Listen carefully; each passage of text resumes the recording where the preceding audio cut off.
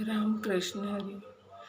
त्रिवेणी संगमी नाना तीर्थे भ्रमी, चित्त नाही नामी तरी ते व्यर्थ.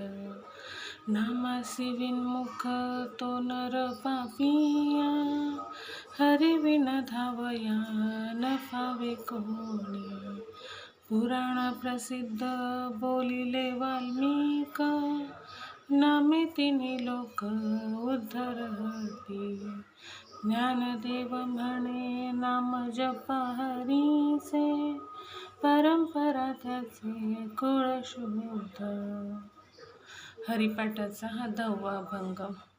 याच्यामध्ये ज्ञानेश्वर माऊलीने आपल्याला नामाचा महिमा इतका सुंदर वर्णिला आहे की ज्याने भगवन नामाच्या ठिकाणी त्यांच्या चरणी, भगवंताच्या चरणी चित्त नाही, प्रेम नाही, लक्ष नाही, आस्था नाही, अशा मनुष्याचे जीवन पूर्णपणे व्यर्थ आहे.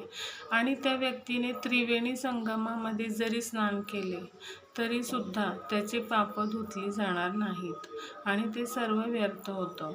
नामाला जो विन्मुख आहे, ज्याला नाम घेण्यात रस नाही किंवा जो नाम घेतो त्याला जो निंदा करतो त्याची, ते ज्याला नावाची आवड नाही, तो पापी आहे असे खुशाल समजावे. अशा पापी मनुष्याला तारण्यासाठी किंवा त्याचा उद्धार करण्यासाठी फक्त परमेश्वर भगवंत समर्थ आहे, त्याच्याशिवाय दुसरं कोणालाच ते शक्य नाही. आणि तीनही लोक उद्धरून नेण्याचे सामर्थ्य नामामध्ये आहे असं साक्षात आपल्याला पुराण प्रसिद्ध वाल्मिक ऋषीने सांगितलं आहे. आता त्यांचा तर महिमा आपल्याला माहीतच आहे की ते कोण होते, नामामुळे त्यांचं काय झालं. त्याच्यामुळे एका वाल्या कोळीचं जर नामामुळे वाल्मिकी ऋषीमध्ये रूपांतर होत असेल तर ते नाम किती परमपवित्र आणि किती ताकदवान असेल. आणि ज्ञानेश्वर महाराज पुढे सांगतात, जो हरिनामाचा निरंतर जप करतो त्याचं स्वतःचंच नाही तर त्याच्या पूर्ण कुळाचा उद्धार होतो.